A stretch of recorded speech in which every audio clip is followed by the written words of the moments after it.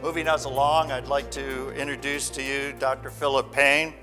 He's the founding director of the Institute for Informatics in the Washington University School of Medicine and the Robert J. Terry Professor of Computer Science and Engineering, formerly co-founder and chief scientific officer of Signet Acel, a dynamic data integration company in the field of healthcare analytics, formerly founding director of translational data analytics at Ohio State University.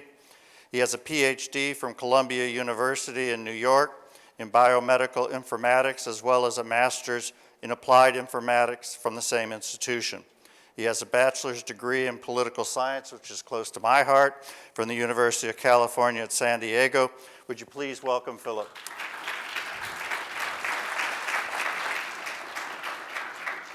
Excellent. Well, good morning, everyone. And I have to say, I feel at a disadvantage coming after David, being the academic, because there's no way I'm going to have as interesting of a slide deck as he had. I'm just not able to do that. So perhaps that's our next AI experiment. But anyway, thank you for the kind introduction. And what I wanted to talk about, which I think builds on our first several speakers, is this idea of precision healthcare.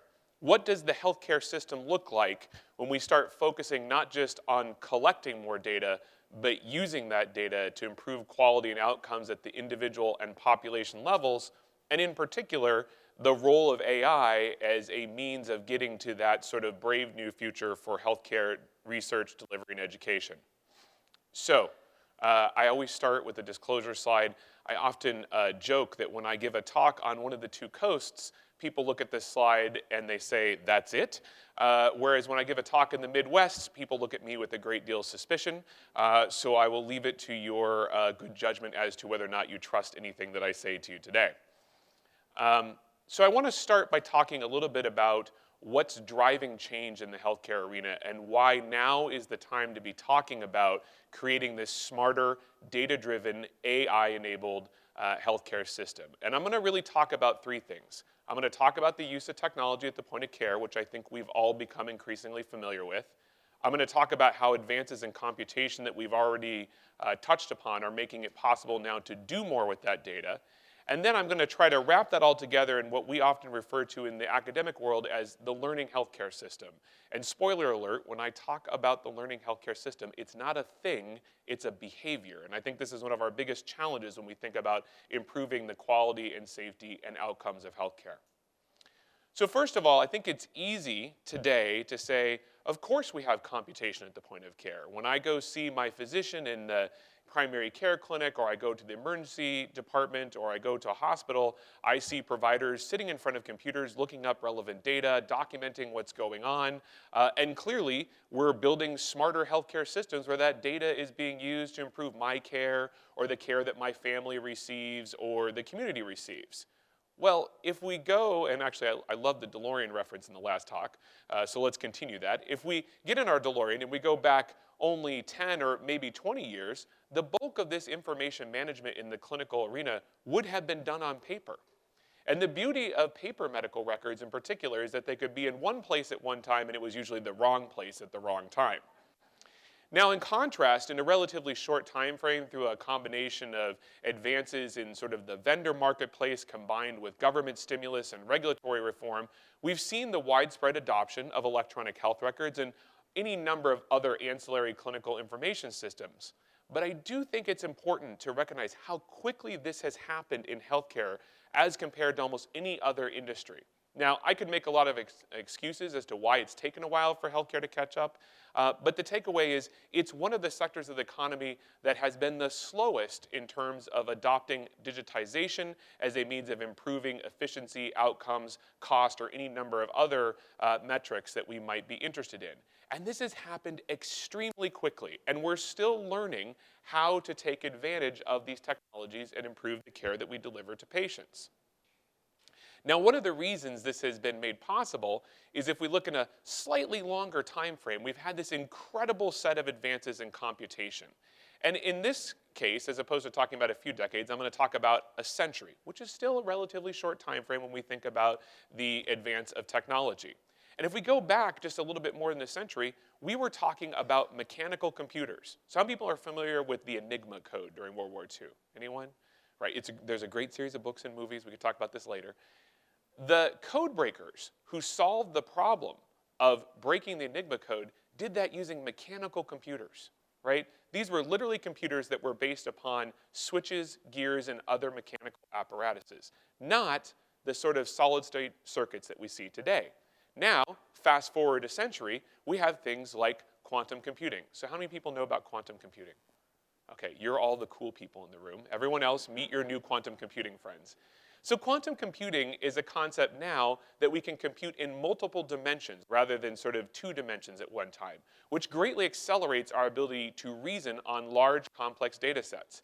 But my favorite piece of information, completely non-relevant to the healthcare domain, but entertaining nonetheless about quantum computing, is that the physics of quantum computing is such that if you try to observe a quantum computer while it's in operation, you will actually perturb it and it will not work. They are computers with performance anxiety. Okay? You can laugh at that. Computers with performance anxiety. Come on.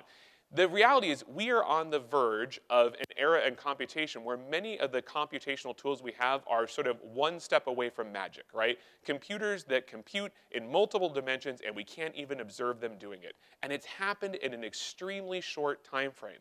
But it's why we're now able to have conversations like we are today about the role of AI in reasoning on these large heterogeneous data sets.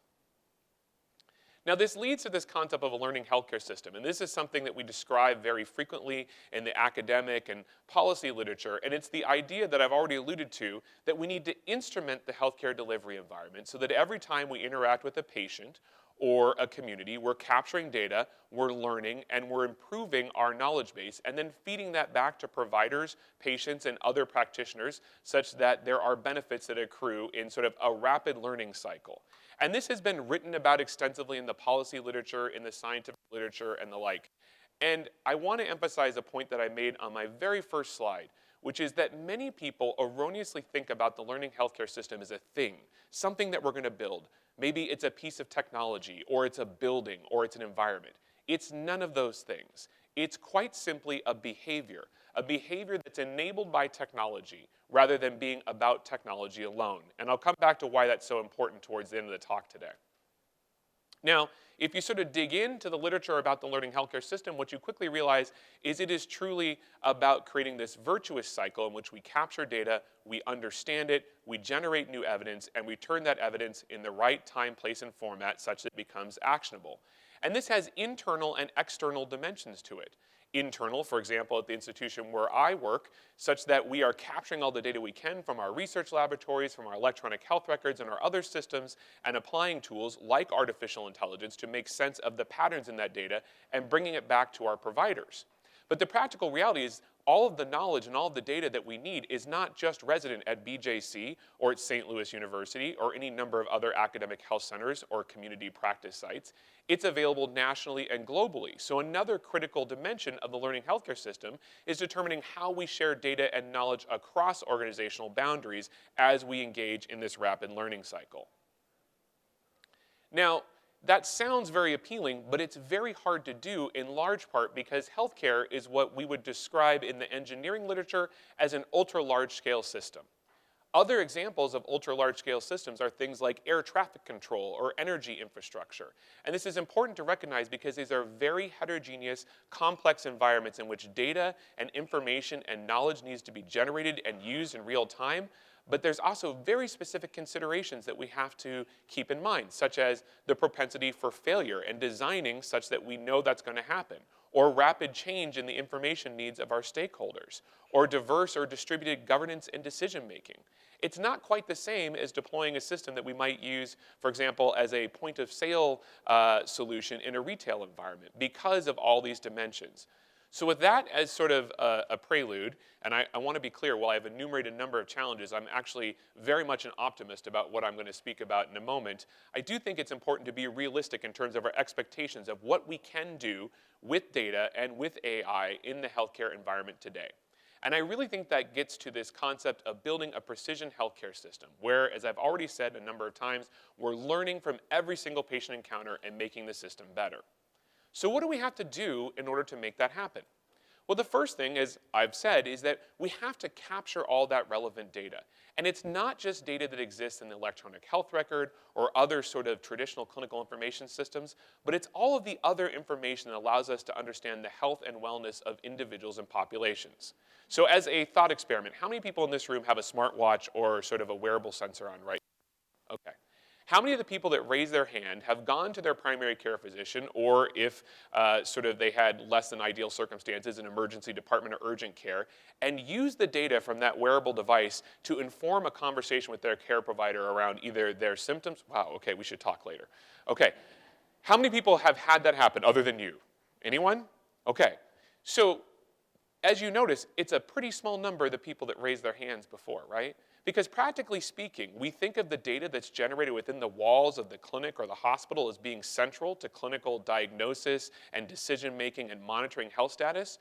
But I would argue that the data that's being collected where people live, work, and play is far more impactful, especially if we're thinking about keeping people well and not just treating them when they're sick. That would be a whole other talk, by the way, because the business of healthcare is changing, where we have to figure out actually how to keep people well. And this data that I'm talking about will become increasingly important because of that. So step number one is we have to figure out how to capture and use all this data. And with the exception of my two colleagues in the room that raised their hand, I would argue that by and large, we're not good at that right now. We don't know how to integrate and use that data. However, even if we do find a way to integrate all those relevant data sources, now we have to make sense of that data. So again, another thought experiment. How many people know the number of pieces of information that the human brain is optimized to remember and reason on at any point in time? Anyone want to call it out? 6? Anyone else? 7. It's 7 plus or minus 2. Again, phone numbers are the length they are, not by accident. In fact, that's why 10-digit dialing is such a problem. But the takeaway is human beings are optimized for 7 plus or minus 2 pieces of information at any point in time. We're also optimized for pattern recognition where there's sort of incomplete or fuzzy data, which is an interesting dimension when we think about the role of human beings in the healthcare system, where there's often incomplete or fuzzy data. But what I'm trying to get at here is that the power of AI in healthcare right now is to help us find relevant data in this sort of sea of data that's available to us so we can then employ those human cognitive strengths in pattern matching and recognition to make smarter decisions. And I think this is consistent with some of the conversations we already had. This is about humans and computers working together. And then let's imagine for a moment we've overcome those challenges of capturing all that data and we're using AI in sort of appropriate ways or other sort of methods to sort of sort through or filter that data and arrive at the salient points that enable decision making. We still have to get it to people in the right time, place, and format. Because if we don't do that, the data, the information, the knowledge won't be actionable for clinical decision making at either the patient or the provider level, or ideally both. And that means we need to understand things beyond technology and beyond data, like human factors, workflow, social and cultural and other issues that sort of influence or otherwise impact how we adopt these technologies in all the different arenas that are relevant to health and well-being. And I will tell you right now that this is the thing that we often overlook the most egregiously in healthcare, which is that we will identify the data we need, we will put in place the information systems to capture it, we may employ analytics or AI methods, and then we'll just hope that people will find the results, right? This often does not lead to success, almost it never leads to success, and it's one of our biggest challenges. So now with that sort of set of 3 big questions that we need to answer, and I guess consistent with the prior comments about this being the show me state, although I am a native Southern Californian that went to school in New York, so I don't know if I get like a sort of exemption to the show me rule. I'm nonetheless going to give you an example of what I think a learning healthcare system can look like using AI and overcoming some of these challenges, and I'm going to use the specific example of sepsis risk prediction as a driving clinical problem. And for the people in this room that work in sort of the healthcare arena, I think you'll all sort of quickly recognize that this is a very popular problem to tackle right now for a variety of really important reasons that I'm about to enumerate. So I apologize to the people with clinical backgrounds. This will be sort of repetition, but for those of you that are new to this topic, let me tell you why we're focusing on sepsis at WashU and BJC as an example of where we can apply AI. So first of all, sepsis as a disease is this life-threatening condition that's really an over-exaggerated response to infection, in which you end up with a variety of sort of deleterious outcomes in terms of organ failure and the like that can often lead to death. And it's not well understood sort of physiologically why this over-exaggerated response occurs, or sort of what the drivers for it are, but nonetheless, this is perhaps one of the most challenging conditions that we see with inpatients in the hospital. The impact is substantial. And it's not just the impact in terms of mortality, which is of course the most important factor, but also financially. There are studies right now that tell us that the sort of annual hospital expenditures surrounding the treatment of sepsis right now in the US sit around $20 billion. And the mortality rate, I've already alluded to being very high, can be up to 30% or higher for this condition. It's actually one of the most morbid conditions that we see in the hospital. And I think perhaps the most important metric when we think about sepsis as a problem is that for each 1 hour delay in the initiation of appropriate therapy for a patient with sepsis, the increase in mortality is 8%. There are hardly any other conditions in the hospital where sort of the timing of diagnosis to initiation of treatment has a greater stake in terms of mortality than the number I just gave you. And it's why finding these patients and treating them appropriately in the hospital is so critical to reducing mortality and cost and improving outcomes for those individuals. So we have a project underway right now looking at this exact problem, and we're focusing on a specific dimension of it, not having a slightly better sort of accuracy in terms of identifying sepsis, and there's a lot of sepsis risk prediction models out there, but rather focusing on the temporal dimensions of sepsis. Can we look at sort of the normal diagnostic criteria for sepsis and step back 6, 8, maybe 10 hours and find those patients who are on the trajectory to become septic before they exhibit those standard clinical signs, giving our clinicians a head start to go see those patients in the hospital. And actually the biggest problem we're trying to solve, just to give you a little insight, is that our critical care teams want to go find the patients who are in other general units throughout the hospital that may be becoming septic, go to them where they're at, treat them, and prevent them from being moved into the ICU when they present with a much more advanced status in terms of their sepsis. Now, the other part of it, which is relevant to this conversation, is we explored the use of a novel way of using patient-derived data that protects patient privacy and confidentiality that allows for this type of AI-driven research. And it's about building synthetic data. And if you're not familiar with that term, I'm going to give you sort of a cheat sheet version in a moment. And then we really wanted to see, could we use synthetic data versus real patient data, compare results, and find out if these machine learning algorithms would in fact allow us to predict 6 hours or more in advance whether or not a patient was going to become septic.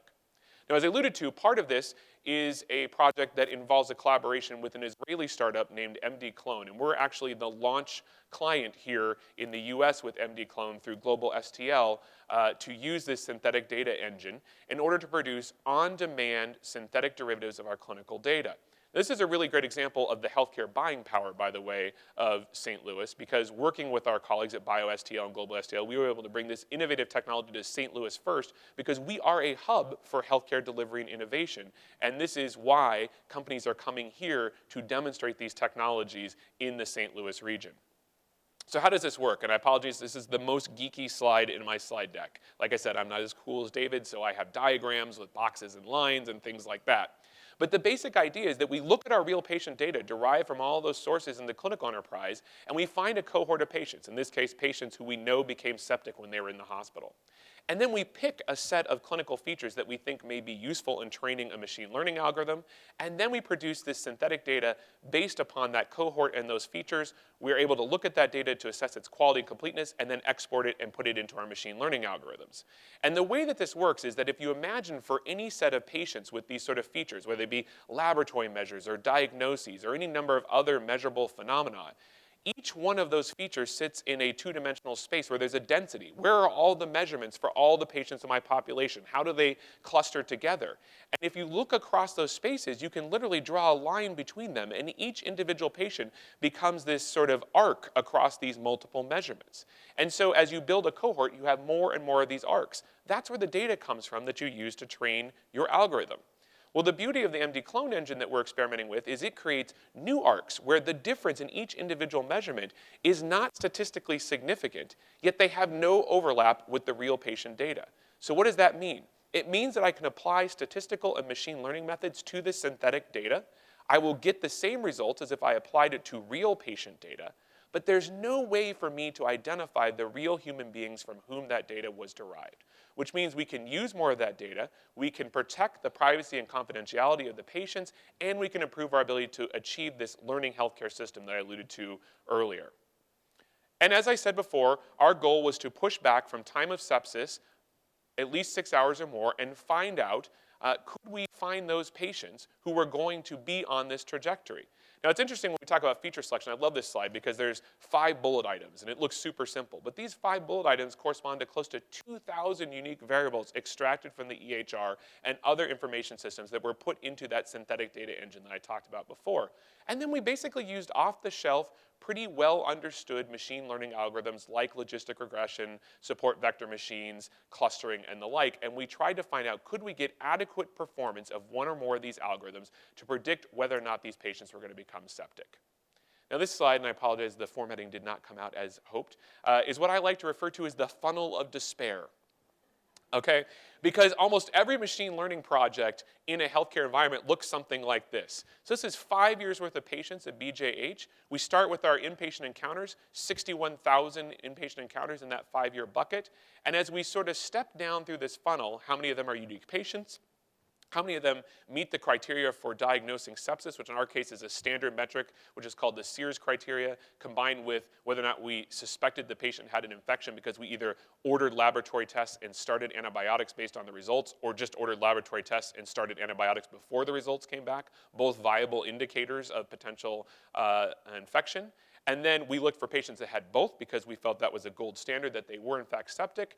Then we looked for only those patients that had developed sepsis after they were admitted to the hospital because we didn't want to look at patients who were septic when they came into the emergency department. And then we looked at how many of those patients had adequate data to train the algorithms. And we quickly go from 61,000 down to 377. And I would argue that in almost any project, when we try to apply machine learning with real-world clinical data, we will see a similar funnel of despair. Now, this speaks volumes to our need to find better ways to capture data, ensure its quality and completeness, but nonetheless, we built our algorithms using this messy real-world data because that's what we need in order to be able to operationalize it in the real world. And this is the takeaway. Of all the models, we were able to build a random forest-based model that would predict around 84 to sort of almost 85% accuracy whether or not a patient was going to become septic in the next 6 hours. And the most important part is the comparison between training it on synthetic data versus training it on real clinical data. And the differentiation is not significant. So why is that so important? Because in addition to building a tool that means we can do a better job using this type of AI methodology, both to generate data and to predict patient risk, it also means we can open up the doors to new forms of collaboration around building similar models. Because we're able to manage the privacy and confidentiality risk and start talking about, do we build similar predictive models through mechanisms like a Netflix challenge?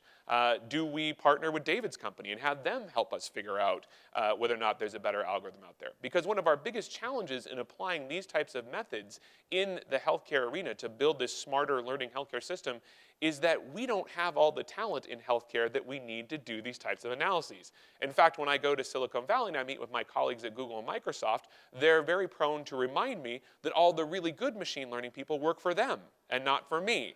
And so the takeaway is that if I can overcome this data sharing problem, right, I can protect the privacy and confidentiality of my patients' identities and apply these types of AI methods, I have an opportunity to improve the quality and safety and outcomes of care using all of these sort of tools that I've already alluded to earlier.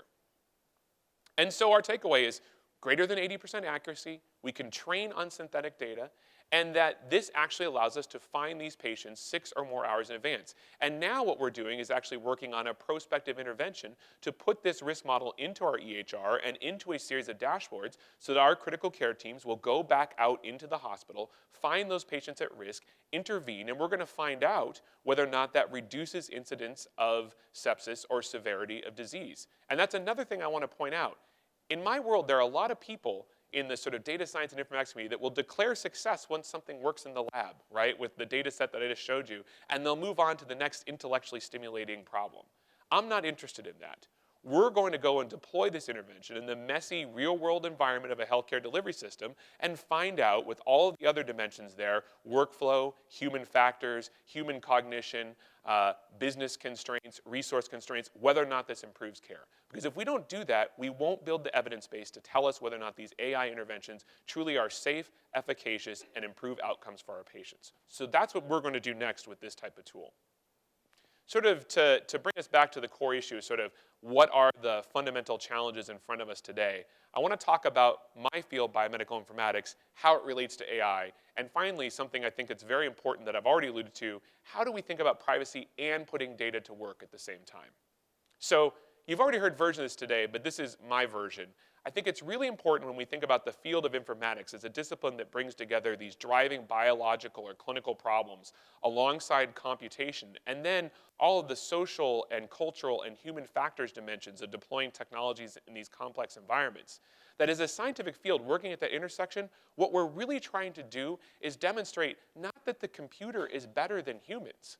We're trying to demonstrate that the combination of the computer working in concert with the human improves outcomes or other metrics of interest as compared to the human acting alone.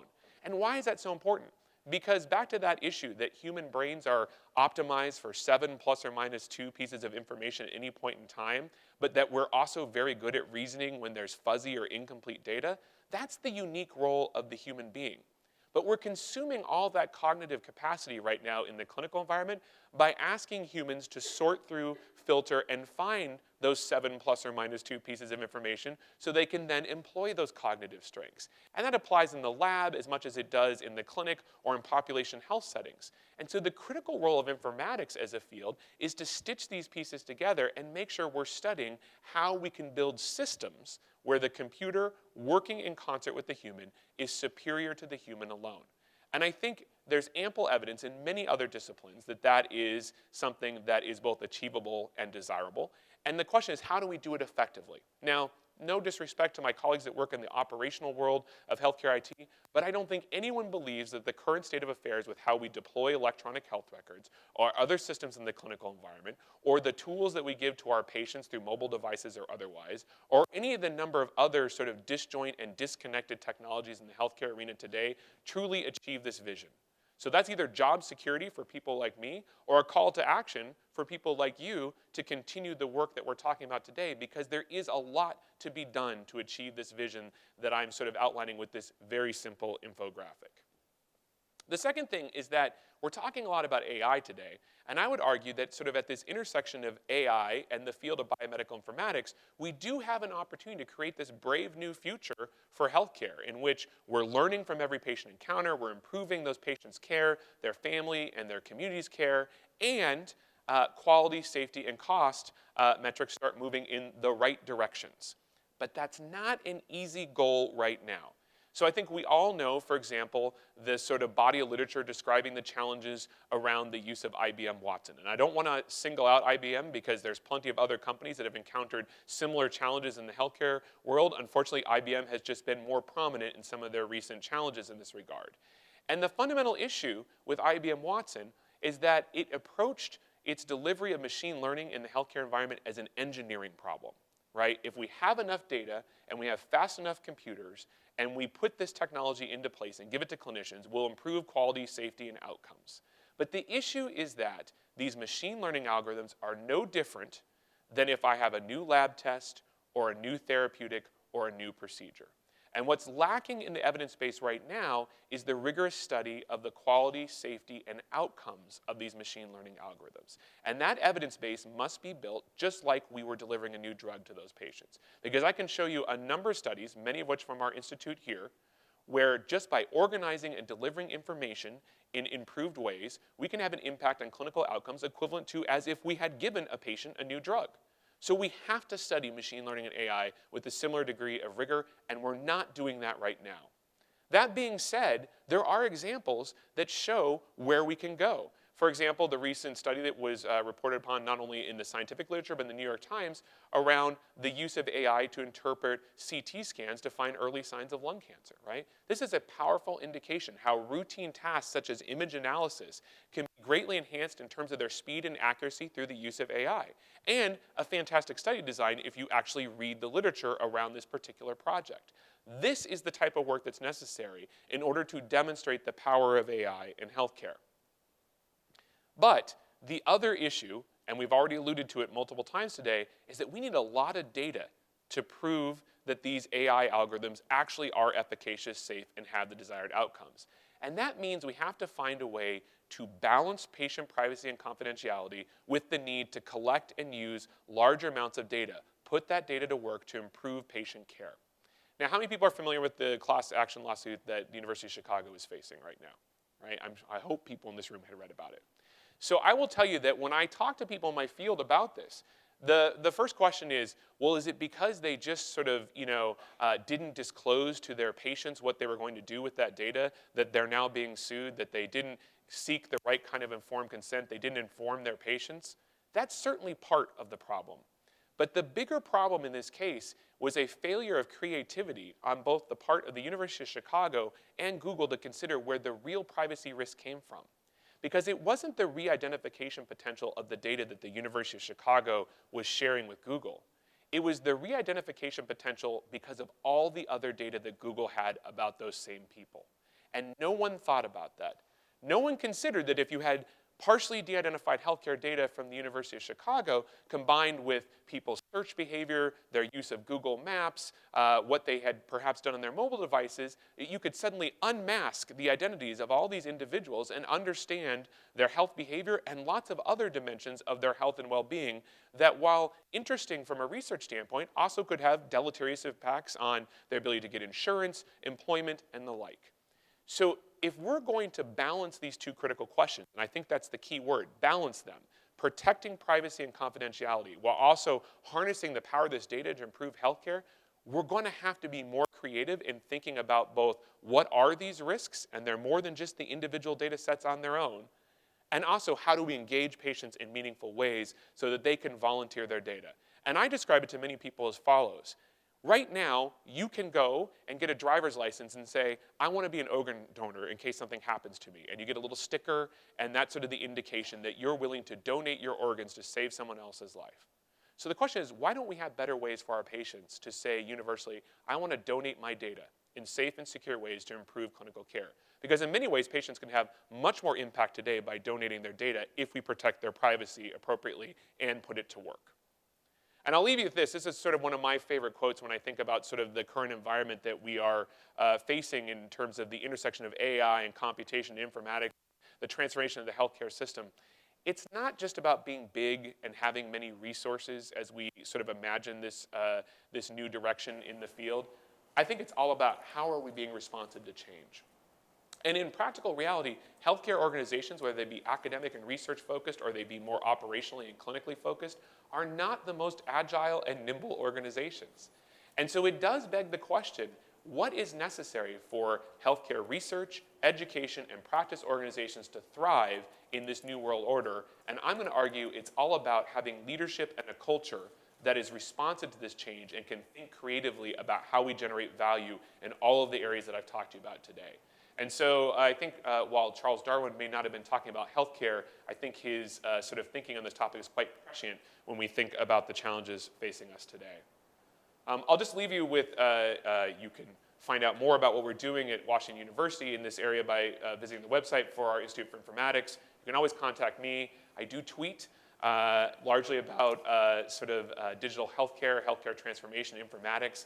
I promise no politics, but the occasional college sports reference, because as was alluded to before, I did spend a decade at The Ohio State University before I came here, and college football is effectively a secular religion there, and I am obligated to continue to be a fan as a result of that.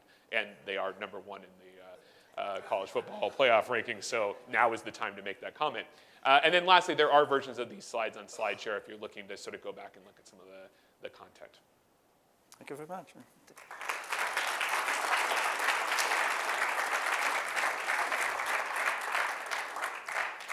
One of the things David alluded to, and you also mentioned, is this funnel of despair of data.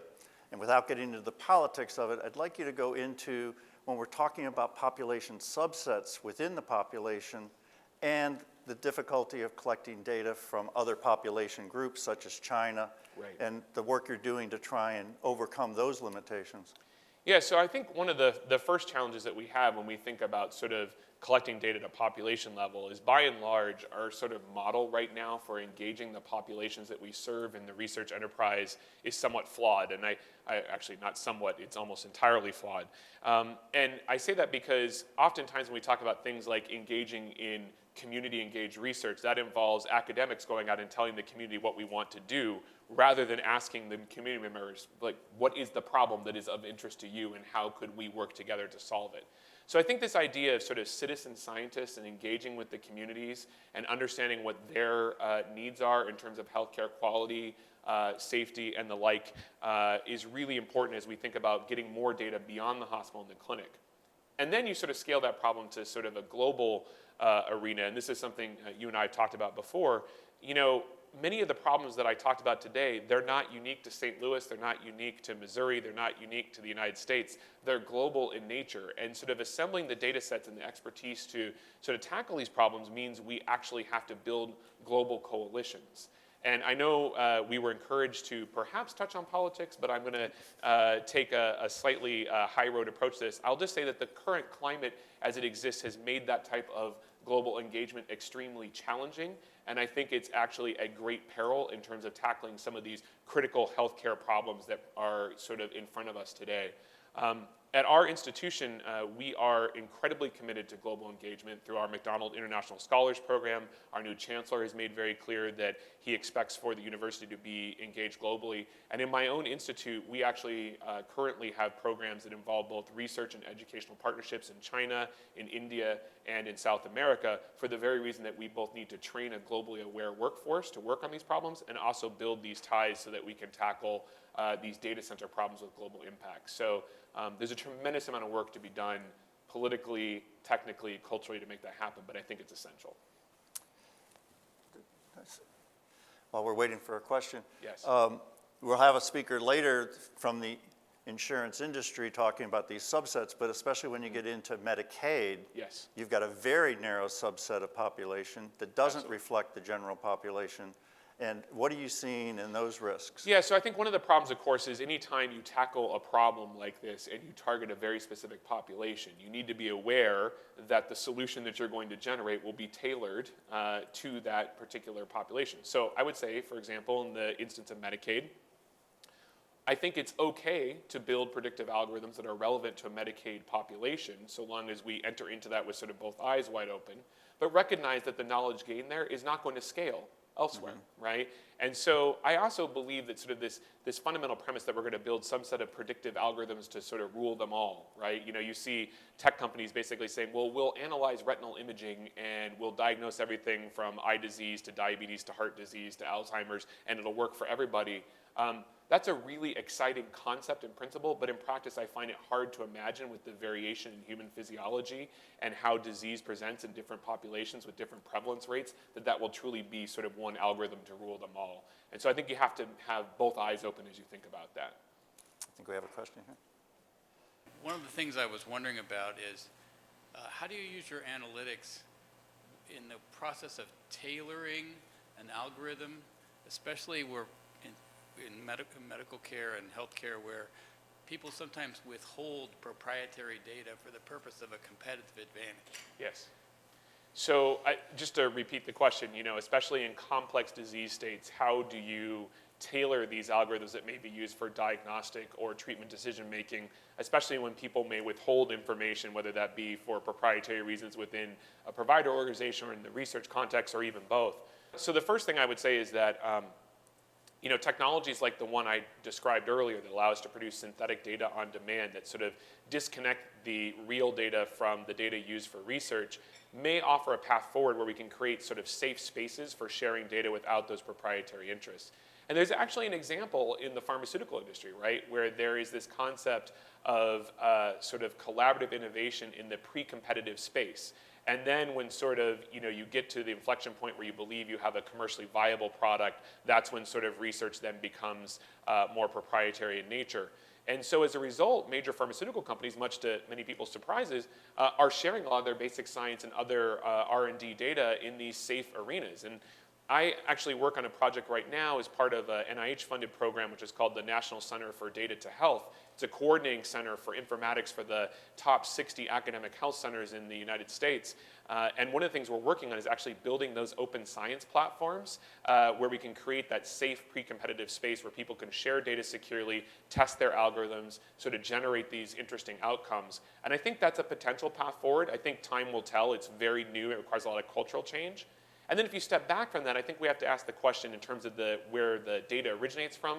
How do we think very critically around how we're documenting these complex disease phenotypes, for example, in sort of behavioral medicine or behavioral health? And are there better ways to capture it other than having our clinicians sit there and type voluminous notes that may never be usable again because of the nature of human natural language, not to mention they're incomplete because of resource and time constraints. And you know, I certainly see in the tech sector a lot of interest in the use of voice assistants. We're exploring that here as one vehicle. I think there's a lot of work to be done to improve the way in which the data originates in the first place so that we can restore the patient-provider relationship while simultaneously getting better, more complete data out of those encounters. Thank you for an excellent presentation, Dr. Payne. My question, if you could speak to some of the legal and financial implications of implementing these predictive AI systems within a private healthcare setting, and here I'll poll the panelists to ask if you've seen the Tom Cruise movie Minority Report. Other people are familiar with it. For those who aren't, it's a future world in which you can predict murder. Pre-crime can be detected. So if we're going to have pre-sepsis detected and then have a patient be financially responsible for treatment for a condition they may never have experienced, what impacts do you see of that? Yeah, so the good news is we still don't have the big screens where people wave their arms around and all the data appears. So I guess there's room for some innovation there. So one of the things I would share is I actually think the solution to what you're describing is a concomitant change that's happening in the business of healthcare, which is the move towards value-based payment paradigms. So just to be very honest, the sepsis project that we're engaged in is of great interest to us in part because we have voluntarily engaged in a sepsis bundling program at BJC. So we're now putting patients into sepsis treatment bundles where we get a fixed payment, which lowers the overall cost of sort of individual billing while sort of leveling the playing field at a population level. And so it's very important to us to actually be able to identify those patients and get them onto these evidence-based pathways. And ideally, these value-based care paradigms will allow for sort of increased quality, decreased cost to individual sort of beneficiaries of that insurance coverage, and will hopefully overcome part of that. Because I think as long as we're sort of in a transactional sort of RVU-driven, sort of procedural world of billing, we do stand the financial risk that you just outlined. So I think the business of healthcare will have to change alongside the use of these predictive algorithms if we're going to make it safe and affordable and improve quality and outcomes. So I think that's a really hard balancing act. And the one thing I'll say, and it's a challenge for this community and many others, is that switch, right, going from the current business model and how we think about the use of data to support the current business model to one that's prospective and value-based is a very hard change to make. What is the activation energy? Because the practical reality is while we understand in these healthcare delivery systems that value-based care is a superior paradigm, if we implement it of our own volition right now, we literally reduce our revenue and incur sort of a financial penalty for doing so. So we have sort of misaligned incentives to the point that you're describing. So I think that change, clinical transformation, value-based care has to happen in concert with the increased use of these predictive models so we don't create that risk that you just described for patients. Yeah, Dr. Payne, what you said about the new way to protect patient privacy with synthetic data, very exciting. A lot of people in the field now, though, are advocating something else, and that's what I want to ask you about. So compare and contrast synthetic data with the possibilities of blockchain under the new 5G systems. Yeah. So it's a great question. So, I'd start by saying, in the blockchain world, there are certainly glimmers of opportunity in healthcare. But I would make the argument that the use of blockchain provides the ability to create a more auditable trail of how data has been used. It does allow for patients to control access to their data on their own, which I think is very important. but I'm not convinced that the use of blockchain sort of obviates privacy and confidentiality risk once that decision is made to share or authorize that access through some sort of shared ledger. So in many ways, I see synthetic data and sort of these blockchain technologies acting synergistically rather than competing with one another.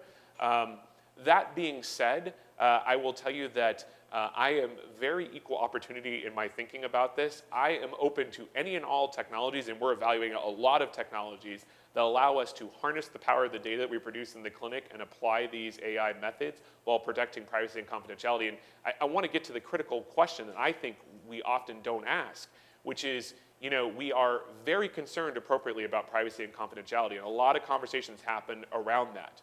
But we rarely have the concomitant conversation, which is, are you protecting my privacy and confidentiality and putting my data to work? And I believe we have an equal ethical compact with our patients to use their data and improve their care. And in fact, if you go into sort of, for example, focus groups, and you talk to patients and they see their provider sitting in an exam room and putting all this information to a computer, and you ask them, do you believe the provider is using that data for research purposes, right? If you're coming to BJC or WashU to improve your care, the general answer is, well, of course. Why else would they be putting it in the computer, right? The practical reality is we're not for most of those patients. And so I think we also have to balance those two dimensions, right? How do we empower individual decision-making to sort of ensure that the data is being put to work and simultaneously protect privacy and confidentiality? And I think ultimately it will be some amalgam of all of these technologies working together that will get us there. So the follow-up brief question is implicit in your answer is that you believe that blockchain is in fact practical for use in medicine.